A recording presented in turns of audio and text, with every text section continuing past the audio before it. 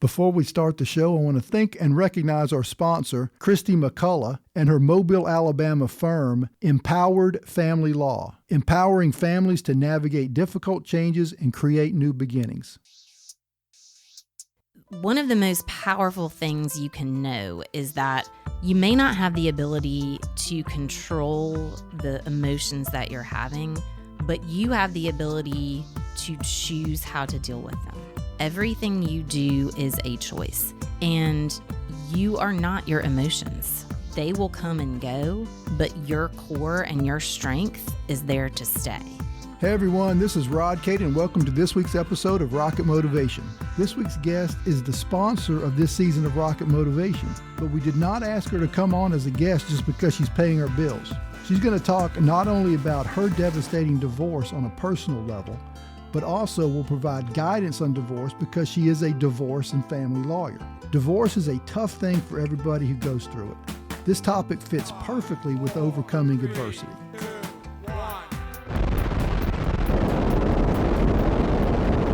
Krissy McCulloch, welcome to Rocket Motivation. Thank you so much for having me. Krissy, let's do this. Tell us where you are now in your life. Let's talk about your practice, your family, where we are. You kind of just bring us up to speed.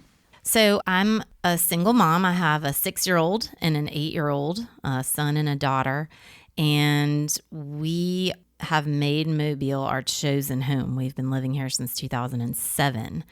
I started Empowered Family Law in 2021, January of last year. But I've been a family lawyer since I started practicing in 2008. I live here. My family lives in Asheville, North Carolina. So I maintain a very strong network of support with friends. And my children are fortunate to go to St. Paul's. We live in the historic district of Mobile, and we spend as much time with the people here that we can. All right. Okay, let's go back.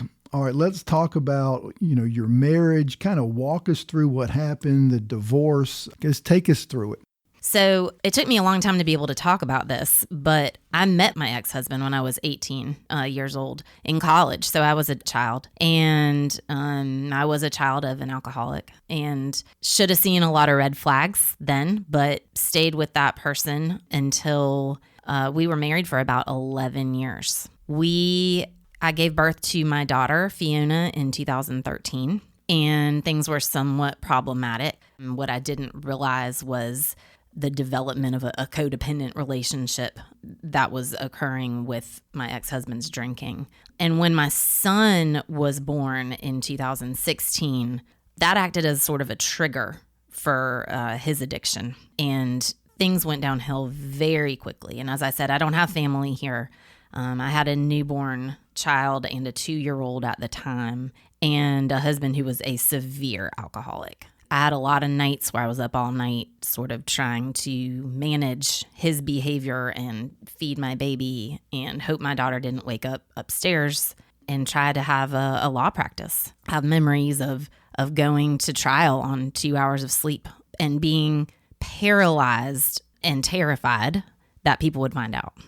Right. So you're going through this. So eventually you make the decision, okay, we've got to get a divorce. How does it finally click that you got to do this? And then how do you put it into practice?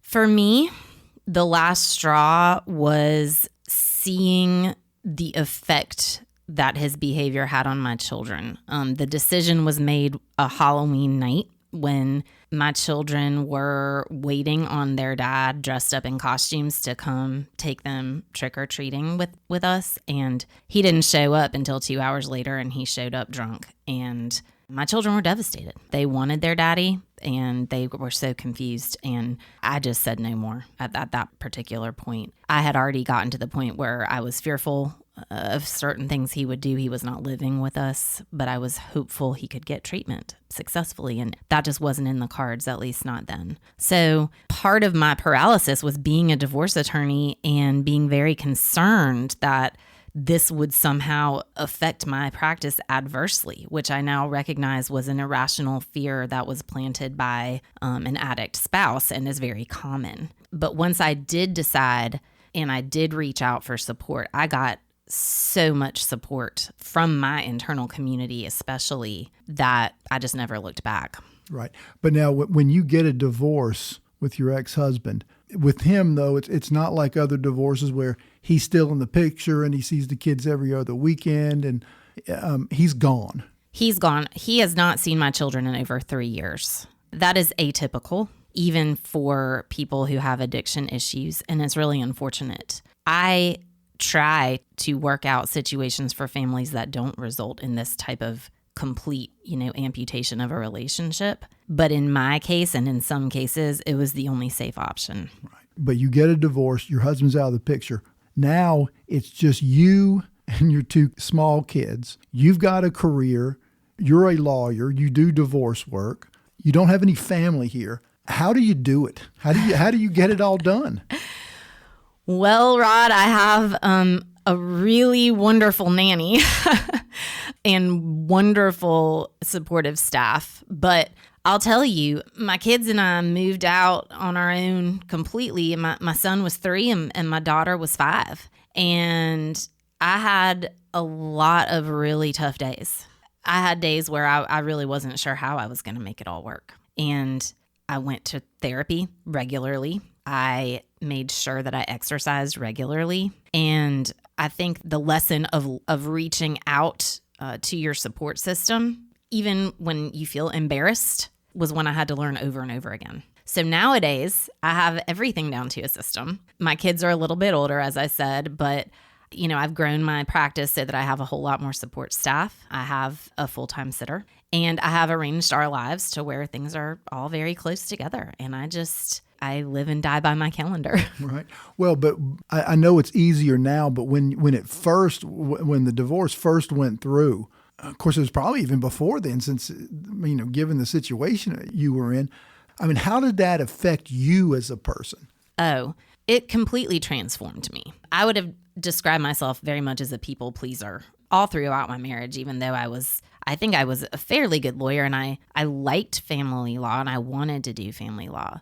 But as I came through this journey of dealing with the particulars of somebody who is in the throes of addiction, what I found was this light kind of turned on in me. And I developed a true passion and calling for family law.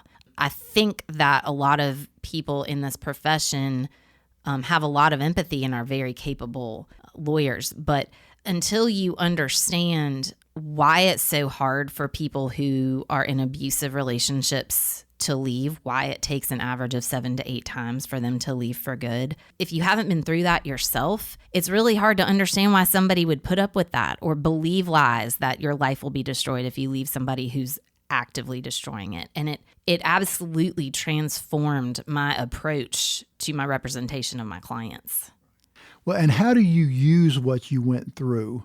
Like when you're representing a client and based on everything you went through, so client comes in, how do you use what you've been through in your representation of the client? So I'm very open about sharing my story with my clients, and I feel like it enables them to be much more honest with me. But I view my role as not just providing legal representation to my clients. If they come to me and I then continue to make every decision for somebody who has never been empowered to make decisions for themselves, then I'm no good to them, because at the end of the day, our relationship will end and they still won't have the capacity to really figure out what their powers and abilities are in life. And my goal is to help get people out of very difficult situations and truly feel empowered themselves. I mean, it sounds trite or whatever you want to say with the name of my firm, but I chose that word very carefully. So I try to connect people with as many resources as possible, both at the beginning of the divorce and then thereafter. I maintain a very good network of mental health professionals that I refer to all the time. Many people need financial counseling. They've never had a CPA. Some people have never even paid a bill. And I try to encourage people to find physical activity that is sustainable to them. I'm huge on the self-care of my clients so that they can then take care of their children. So it sounds like to me you've got kind of a holistic approach I know there's some divorce lawyers out there that what they want to do is just fight and claw and get the best financial deal for their client and the best child support or best child custody. Of course, I mean, I know you want to get that for your client too, but it's more than that. It's so much more than that. That is my job. That is the most basic layer of my job. But the clients who come to me, my view of humanity and what a lot of these people who have been in really bad relationships for a long time have developed is they sort of have put a veil over their true selves, and they have the capacity to be so much more. And that is not going to be accomplished by me just trying to tear down their family or tear down their spouse, especially when people have children.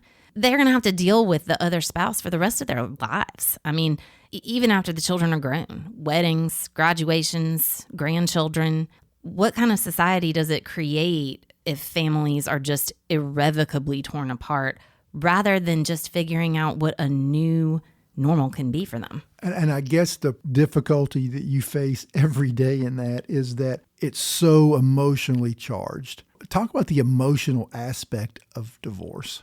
So a lot of people don't realize that the grieving process for divorce is essentially the same as for death. You are grieving the death of what could be the most important relationship in your life. And on a stress scale, there have been studies done that it is second only to grieving the death of a close loved one. So I try to explain to people that your emotions will mirror that process. You will experience grief in the cycles of denial, sadness, anger, bargaining, acceptance, and it's not linear. You're going, some days you'll feel like, man, I've really got a hold of this now. And then the next day you just feel like garbage again. And that's normal. And if you can allow that of yourself, and allow that kind of acceptance of the flow of your emotions, you will get through it. I tell people all the time, it's gonna get worse before it gets better. And then it's going to be so much better. Yeah. Krissy, what advice would you give somebody that I guess they come to you, they're having trouble in their marriage, but they hadn't decided to pull the trigger yet on divorce? But I guess, this may not be a fair question because everybody's different. So, but what general advice would you give to somebody that's thinking, all right, things are bad. I don't think they're going to get better. I think I'm going to go the divorce route. What do you say? Here's where I have to check my own jadedness at times, because it's easy for me to say, okay, I can see where this is going, but everybody has to make their own decision, right? So I tell people, nobody in this world knows when the right time for you to move forward on this is besides you, and you listen to your gut. This is when I recommend therapy. And I tell them, look, I'll send you to a good marriage therapist. I can always get you a divorce. You can get divorced any day of the week. You may not always have the opportunity to save your marriage, and you may feel like that's something you really need to try everything to do before you go forward. But I would call it cautious optimism. I'm always telling people to get as much information as they can get their hands on, to be aware that everything they're doing may be recorded or watched, and they need to be aware of that. It's hard to accept that the person that you're supposed to trust for the rest of your life could do something like that to you, but it happens all the time. So looking out for yourself and your kids, even if you're trying and hoping that your relationship can possibly work, is still something you really need to be doing. In your experience, what percentage of marriages actually stay together once say somebody comes to see you and they do go to counseling? What percentage actually makes it? I'm going to say this. Sometimes marriage counseling is very effective. Usually if somebody is to the point where they are seeking a divorce lawyer, more often than not, the marriage will probably end in divorce. That is completely my opinion. I don't have anything to back that up. But I have lots of people who come to me and say, I wish I had just listened to you a year ago. And I don't want to get too philosophical here, Rod, but I think there are some unrealistic expectations about marriage. I think people get married very young. I think they don't take the time to know themselves before they get married, and they therefore can't know what they need from a partner. I think that people a lot of times sort of forget to have time and focus for their spouse's needs once children come along. And if people are tuned into that and healthy enough to see that from the beginning, then I think it can be addressed. But a lot of times, by the time I see people, the relationship is so fractured that both people are just kind of done. And that's okay. Yeah. That's a great analysis of where marriage is. And that's probably why half of the marriages in the United States end in divorce. Exactly. And let me also add, to think that you are going to always meet all of your spouse's needs all the time for, 40 plus years is also not realistic. I do think there's something to the thought of a long-term marriage is going to go through rocky times, and maybe divorce shouldn't be the first call. And I fully believe in that. But people change over time. I mean, we're constantly evolving. If I think about the person I was 10 years ago, I don't even recognize her now. And I think a lot of people feel that way. I think that's sort of a natural course of life. And I don't view divorce anymore as this just devastating end. It's a transition that is sad, that a lot of people need to go through to create a better life for themselves on the other side. And I think if the stigma and shame could be removed from it, it wouldn't have to be viewed as such such a tragedy. Yeah. Well, and I think it doesn't happen because emotions run so high. But if both spouses were reasonable, then it would probably be, if people are reasonable, everything's a lot easier. Yeah. But you would think that, I guess you could quibble over money or whatever a little bit, but if both just kind of came to the conclusion, well, we probably ought to just end this, but it's usually like one person that's got their heart broken or that's really angry. It usually is. Every once in a while, it's people just say, this wasn't a great idea.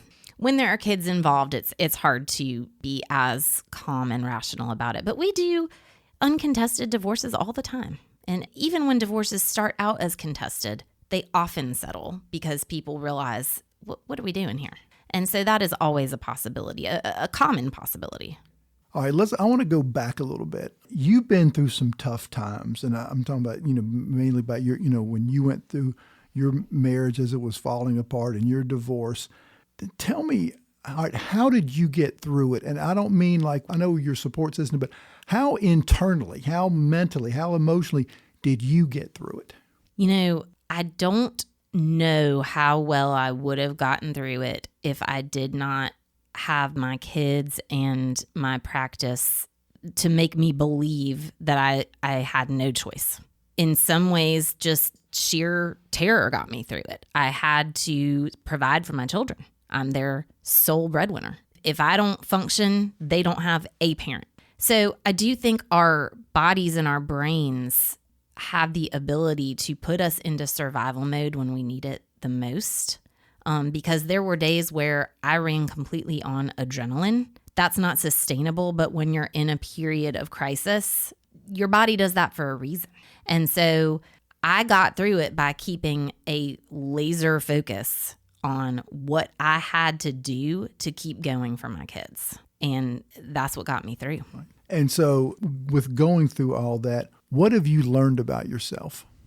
I have learned that I am capable of doing anything that I want to do. I'm capable of getting through things that I felt like were going to kill me at the time. And I think that I have a gift and an ability to help people also believe that about themselves. I'm able to face and see my flaws and the areas that I struggle with and need work.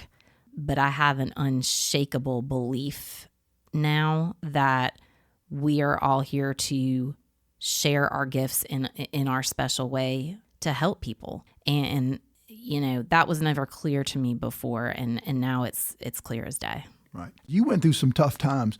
Just people that are kind of down on their luck, going through adversity. In general, what advice would you give to them to try to help them get through it? One of the most powerful things you can know is that you may not have the ability to control the emotions that you're having, but you have the ability to choose how to deal with them. Everything you do is a choice, and you are not your emotions. They will come and go, but your core and your strength is there to stay. And so when you're feeling just absolutely like you can't go on and you can't take another step, breathe and know that the next moment will come. And then the next and the next. I mean, sometimes it truly is moment to moment, not even day to day. And that's okay, because they will pass. Krissy, if somebody wants to get in touch with you, I know you practice in the Mobile County area. If somebody, needs advice, any family law issue, how do they get in touch with you? Well, they can go to my website, which is empoweredfamilylaw.com. They can call my office and set up an appointment with me, which is 251-277-2885. And then, we're on social media, Facebook and Instagram, Empowered Family Law. We're available. We're here. And what's your mission statement? So we empower families to navigate difficult changes and create new beginnings. All right. Well, Krissy, it has been a pleasure having you on, but it's not over yet because I always give the guest the parting shot. This is where, I ask you to dig deep, give me some final wisdom, final advice, something that the listeners, something good to take us home. So now's the time. I would just say there is always help available, and all you ever have to do is reach out and ask. The whole tough times make tough people, that's a really true statement. And so if you are going through a rocky time in your marriage, if you think you need help for a divorce, if you feel like there's no end in sight, just remember that we are there. There's a community of us who are there for you for this purpose. And there's no shame and there's no guilt. There's hope. All right. Well, Krissy, it's been my honor having you on. And of course, I want to thank you so much for sponsoring this season of Rocket Motivation. I've talked to you before about this. I don't want just anybody sponsoring this podcast. I want somebody that is just awesome in what they do to sponsor this. And so you fit the bill perfectly. And so I want to thank so much for doing that and for coming on today. Well, thank you, Rod. It's an honor to be connected with you and this podcast. Great episode with Krissy McCulloch. It took us over 50 episodes, but we finally got a guest to talk about divorce, which is a life-changing and tough experience for those that go through it. It was great to get advice from Krissy, someone who has personal experience in going through a divorce and also professional experience. We'll have another great guest on Rocket Motivation next week. See you then. Thanks again for listening to Rocket Motivation. I want to again thank our sponsor, Krissy McCulloch, and her firm, Empowered Family Law. Listeners in the Mobile County, Alabama area, get in touch with Krissy and Empowered Family Law for all your family law issues and needs.